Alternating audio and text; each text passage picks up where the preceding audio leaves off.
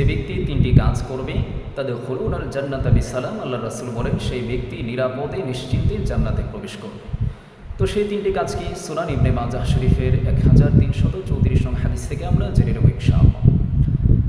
রাসূলুল্লাহ সাল্লাল্লাহু আলাইহি ওয়াসাল্লাম বলে নিরাপদে জান্নাতে যাওয়ার তিনটি কাজের মধ্য থেকে প্রথম কাজ হচ্ছে আফশুস সালাম, মানুষকে বেশি বেশি সালাম দেয়া। মানুষকে যে ব্যক্তি বেশি বেশি সালাম দিবে সেই ব্যক্তিটা নিরাপদে জান্নাতে যেতে পারবে। এবং মানুষকে আগে আগে সালাম দেয়া, অনেকে আছে মানুষের সালামের আশায় থাকে, অপেক্ষায় থাকে, এটা ঠিক নয়। কারণ আপনি যদি অধিক ফজিলত পেতে চান তাহলে আপনাকে আগে সালাম দিতে হবে। রাসূল সাল্লাল্লাহু আলাইহি ওয়াসাল্লাম সবসময় অন্যকে আগে সালাম দেওয়ার চেষ্টা করতেন।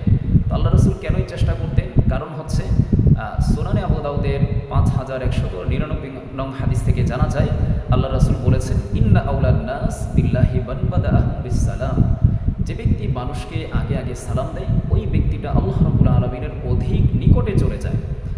তো দুনিয়ার জমিনে এমন কোনো মানুষ নেই যে ব্যক্তিটা আল্লাহ রাব্বুল আলামিনের নিকটবর্তী হতে না চায়। এজন্য আমাদের উচিত, আমরা যদি আল্লাহ রাব্বুল আলামিনের নিকটবর্তী হতে চাই তাহলে মানুষকে আগে আগে সালাম দেয়া, সালামের অপেক্ষায় না থাকা। তো নিরাপদে জান্নাতে যাওয়ার সর্বপ্রথম কাজ হচ্ছে মানুষকে সালাম দেয়া, আফশুস সালাম। নিরাপদে জান্নাতে যাওয়ার 2 নম্বর কাজ হচ্ছে ওয়া তাইমুত তাআম, মানুষকে বেশি বেশি খাবার খাওয়ানো। মানুষকে খাবার খাওয়ানো এটা হচ্ছে নিরাপদে জান্নাতে যাওয়ার দ্বিতীয় কাজ। তবে হ্যাঁ, মানুষকে খাবার খাওয়ানোর আগে দেখে নিতে হবে মানুষটা মুত্তাকি, পরহেজগার, আল্লাহওয়ালা কিনা।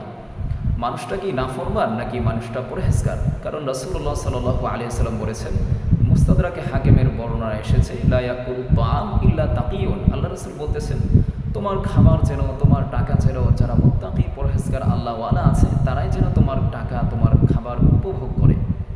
এখন দেখা গেছে আমার কাছে একজন ভিক্ষুক এসেছে বা রাস্তাঘাটে কোনো ভিক্ষুককে আমি টাকা দিচ্ছি, এখন সেই টাকা নিয়ে ভিক্ষুক দাড়ি মুন্ডন করতেছে, দাড়ি শেভ করতেছে, সেই টাকা নিয়ে ভিক্ষুক আল্লাহ রাব্বুল আলামিনের নাফরমানিতে লিপ্ত রয়েছে।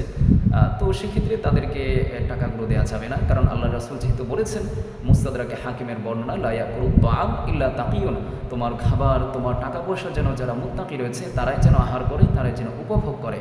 এর জন্য নিরাপদে জান্নাতে যাওয়ার দ্বিতীয় কাজ হচ্ছে মানুষকে খাবার খাওয়ানো। আর খাবার খাওয়ানোর আগে দেখে নিতে হবে, কাউকে কিছু দান করার আগে দেখে নিতে হবে সেই ব্যক্তিটা মুত্তাকি, পরহেজগার, আল্লাহওয়ালা কিনা, নামাজি কিনা।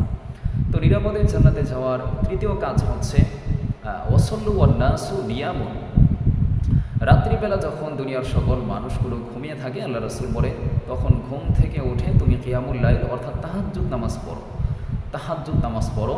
তো এর কারণে তুমি নিরাপদে জান্নাতে প্রবেশ করতে পারবে।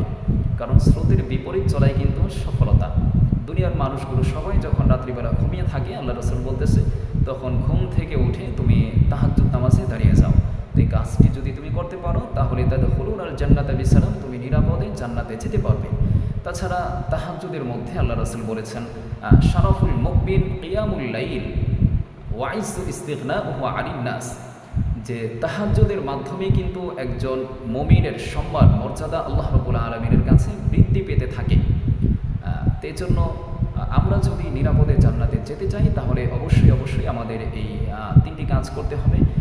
1 নম্বর কাজ হচ্ছে মানুষকে বেশি বেশি সালাম দেয়া, আফশুস সালাম। 2 নম্বর কাজ হচ্ছে মানুষকে বেশি বেশি মুত্তাকি, পরহেজগার মানুষগুলোকে খাবার খাওয়ানো, বেশি বেশি দান সদকা করা। নিরাপদে জান্নাতে যাওয়ার 3 নম্বর কাজ হচ্ছে ওয়াসাল্লু ওয়ান নাসু নিয়ামুন, রাত্রিবেলা যখন দুনিয়ার সকল মানুষগুলো ঘুমিয়ে থাকবে তখন ঘুম থেকে উঠে 2-4 রাকাত তাহাজ্জুদের নামাজ আদায় করা।